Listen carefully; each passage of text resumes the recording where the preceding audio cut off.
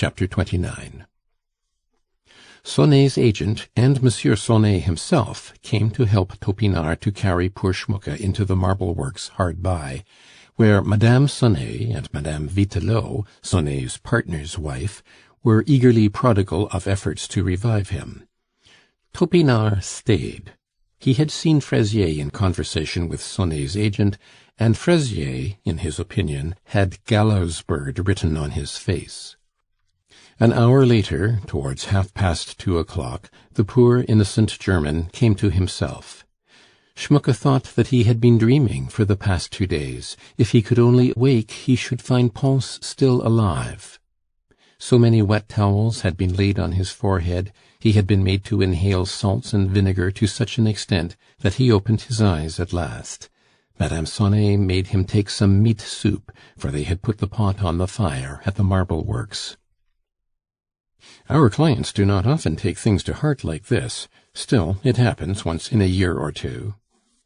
At last Schmucker talked of returning to the Rue de Normandie, and at this Sonet began at once. "Here is the design, sir," he said. "Vitelot drew it expressly for you, and sat up last night to do it, and he has been happily inspired. It will look fine." "One of the finest in Père Lachaise," said the little Madame Sonet. "But you really ought to honor the memory of a friend who left you all his fortune." The design, supposed to have been drawn on purpose, had, as a matter of fact, been prepared for de Marsay, the famous cabinet minister. His widow, however, had given the commission to Stidmann. People were disgusted with the tawdriness of the project, and it was refused. The 3 figures at that period represented the 3 days of July which brought the eminent minister to power.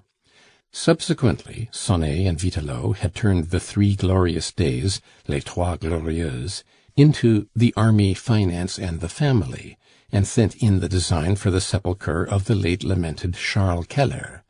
And here again Stidmann took the commission.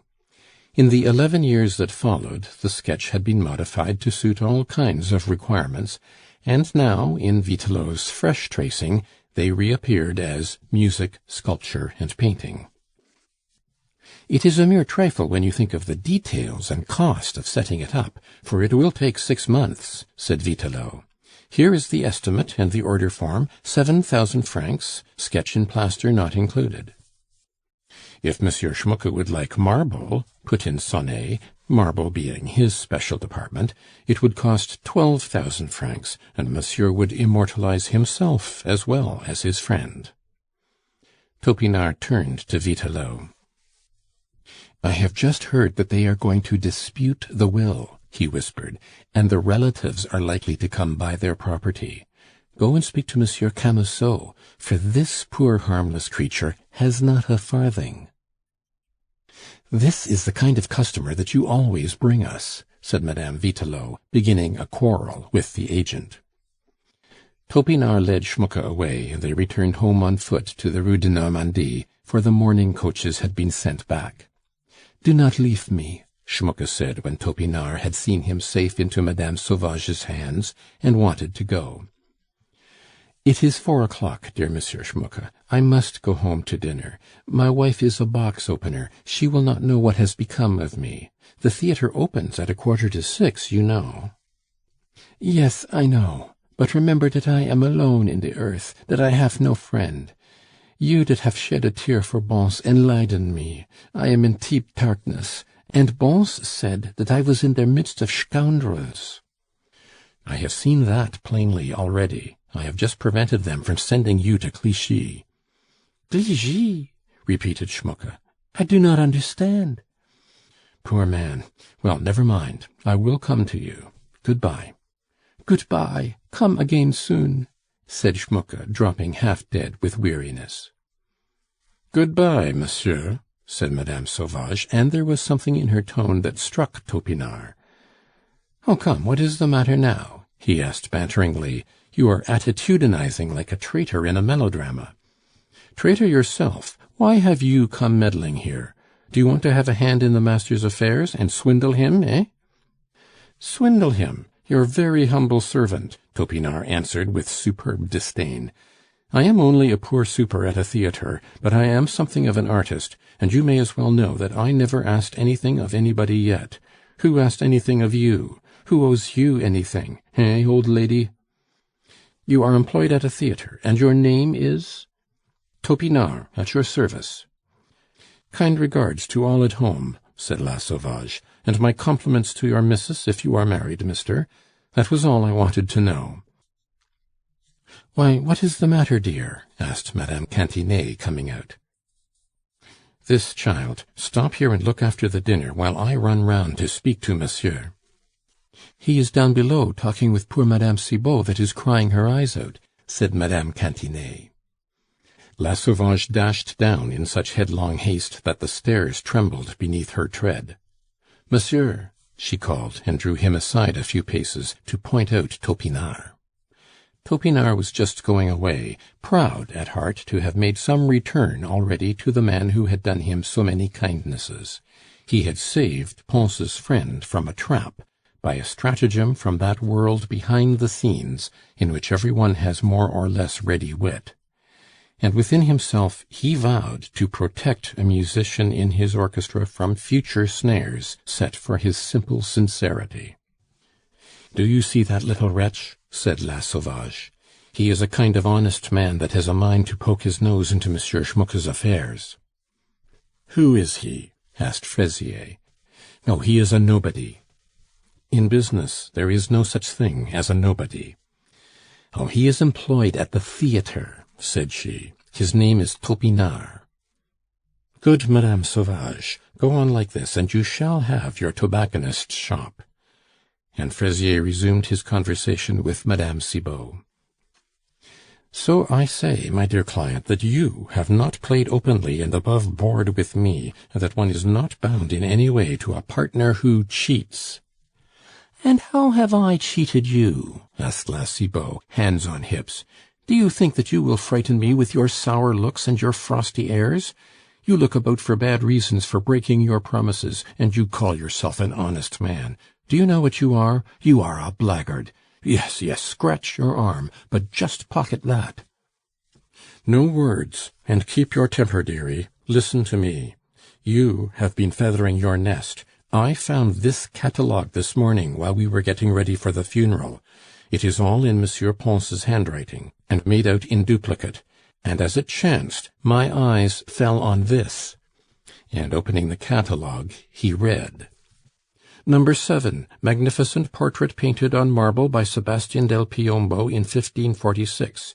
Sold by a family who had it removed from Terni Cathedral. The picture, which represents a Knight Templar kneeling in prayer, used to hang above a tomb of the Rossi family, with a companion portrait of a bishop, afterwards purchased by an Englishman. The portrait might be attributed to Raphael, but for the date. This example is, to my mind, superior to the portrait of Baccio Bandinelli in the Musée. The latter is a little hard, while the Templar, being painted upon lavagna, or slate, has preserved its freshness of colouring. When I came to look for number 7, continued Fraisier, I find a portrait of a lady, signed Chardin, without a number on it. I went through the pictures with the catalogue, while the master of ceremonies was making up the number of pallbearers, and found that 8 of those indicated as works of capital importance by Monsieur Pons had disappeared, and 8 paintings of no special merit and without numbers were there instead. And finally, one was missing altogether, a little panel painting by Metzu, described in the catalogue as a masterpiece." "And was I in charge of the pictures?" demanded La Cibot. "No, but you were in a position of trust. You were Monsieur Pons' housekeeper. You looked after his affairs, and he has been robbed." "Robbed? Let me tell you this, sir. Monsieur Schmucker sold the pictures, by Monsieur Pons' orders, to meet expenses." "And to whom?" "To Messieurs Elie Magus and Remononc." "For how much?" "I am sure I do not remember." "Look here, my dear madame, you have been feathering your nest, and very snugly. I shall keep an eye upon you. I have you safe. Help me, I will say nothing. In any case, you know that since you deemed it expedient to plunder Monsieur le Président Camusot, you ought not to expect anything from him. "I was sure that this would all end in smoke for me," said La Cibot, mollified by the words, "I will say nothing." Remonencq chimed in at this point. "Here are you finding fault with Mme. Cibot. That is not right," he said. "The pictures were sold by private treaty between M. Pons, M. Magus, and me. We waited for 3 days before we came to terms with the deceased. He slept on his pictures. We took receipts in proper form, and if we gave Mme. Cibot a few 40-franc pieces, it is the custom of the trade. We always do so in private houses when we conclude a bargain. Ah, my dear sir, if you think to cheat a defenseless woman, you will not make a good bargain. Do you understand, master lawyer? Monsieur Magus rules the market, and if you do not come down off the high horse, if you do not keep your word to Mme. Cibot, I shall wait till the collection is sold, and you shall see what you will lose if you have Monsieur Magus and me against you. We can get the dealers in a ring. Instead of realizing 700,000 or 800,000 francs, you will not so much as make 200,000. Good, good, we shall see. We are not going to sell, or if we do, it will be in London." "We know London," said Remonencq. "Monsieur Magus is as powerful there as at Paris." "Good day, madame. I shall sift these matters to the bottom," said Fraisier, "unless you continue to do as I tell you," he added. "You little pickpocket!" "Take care. I shall be a justice of the peace before long." And with threats understood to the full upon either side, they separated. "Thank you, Remonencq," said La Cibot. "It is very pleasant to a poor widow to find a champion." Towards 10 o'clock that evening, Gaudissart sent for Topinard. The manager was standing with his back to the fire in a Napoleonic attitude, a trick which he had learned since he began to command his army of actors, dancers, figurants, musicians, and stage carpenters. He grasped his left-hand brace with his right hand, always thrust into his waistcoat. The head was flung far back, his eyes gazed out into space. "Ah, I say, Topinard, have you independent means?" "No, sir." "Are you on the lookout to better yourself somewhere else?" "No, sir," said Topinard with a ghastly countenance.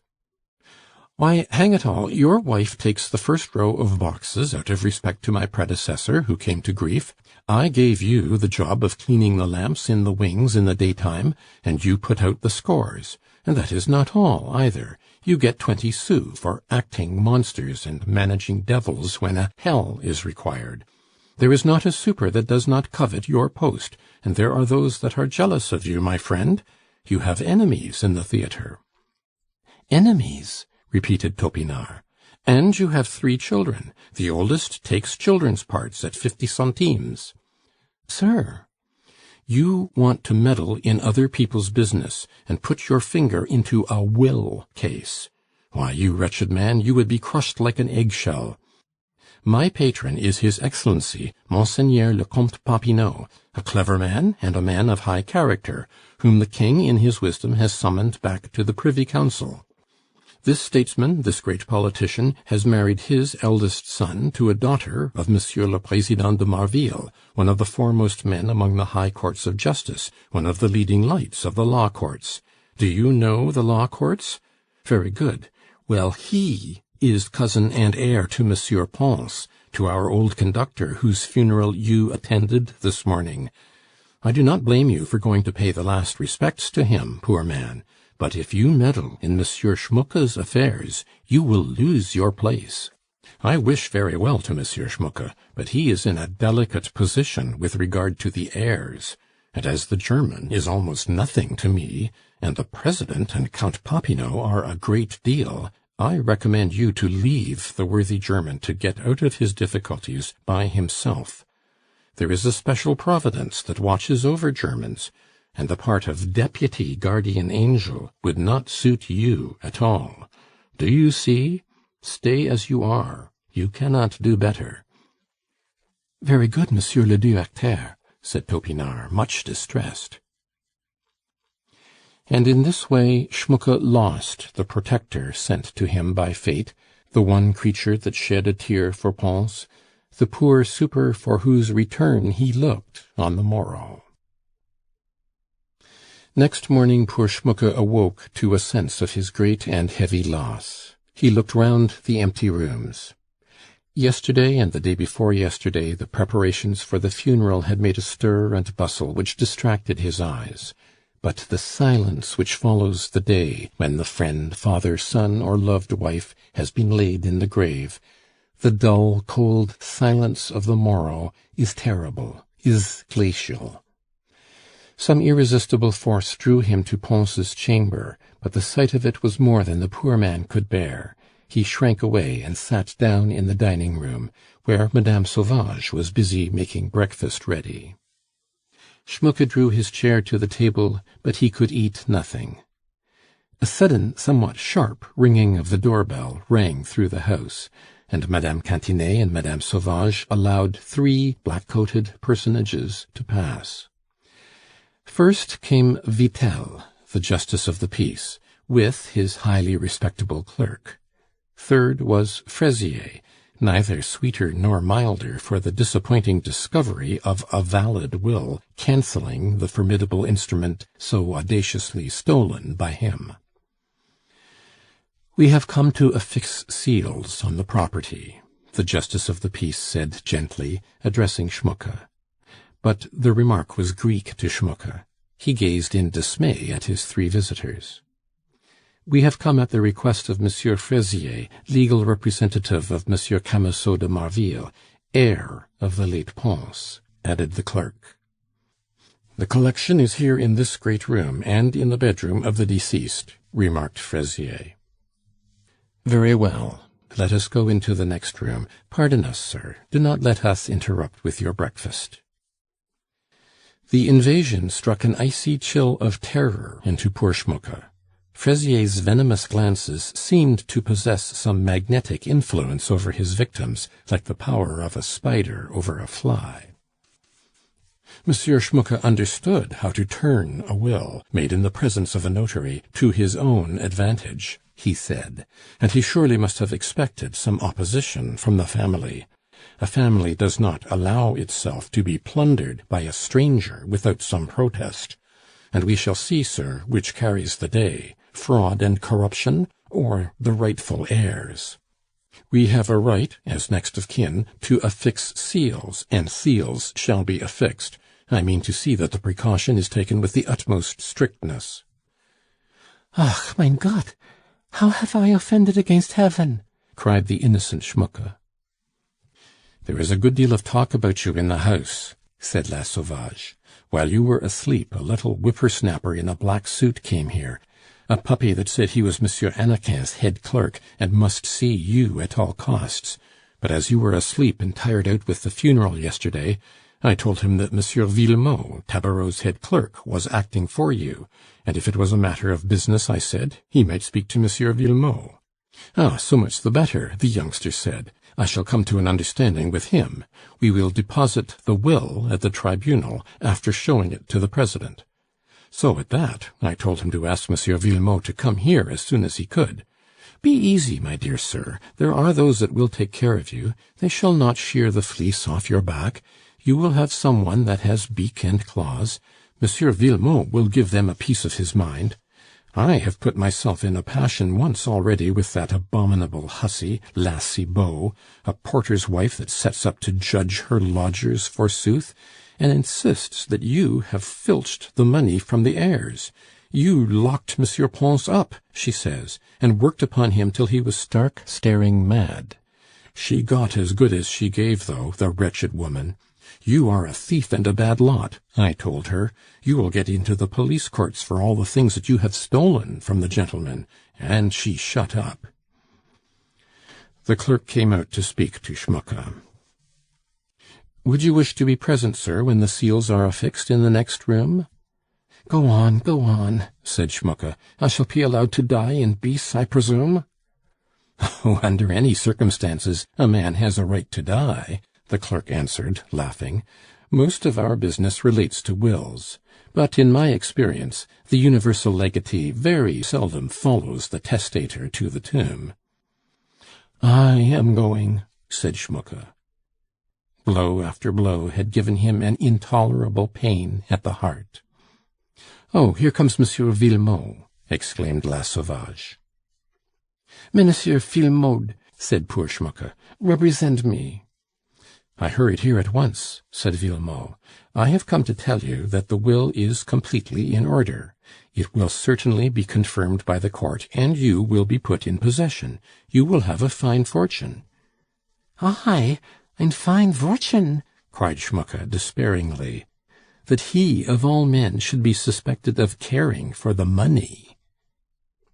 "And meantime, what is the justice of the peace doing here with his wax candles and his bits of tape?" asked La Sauvage. "Oh, he is affixing seals. Come, Monsieur Schmucker, you have a right to be present." "No, go in yourself." "But where is the use of the seals if Monsieur Schmucker is in his own house and everything belongs to him?" asked La Sauvage, doing justice in feminine fashion and interpreting the code according to their fancy, like one and all of her sex. "Monsieur Schmucker is not in possession, madame. He is in Monsieur Pons' house. Everything will be his, no doubt, but the legatee cannot take possession without an authorization, an order from the tribunal. And if the next of kin, set aside by the testator, should dispute the order, a lawsuit is the result. And as nobody knows what may happen, everything is sealed up, and the notaries representing either side proceed to draw up an inventory during the delay prescribed by the law. And there you are." Schmucker, hearing such talk for the first time in his life, was completely bewildered by it. His head sank down upon the back of his chair. He could not support it. It had grown so heavy.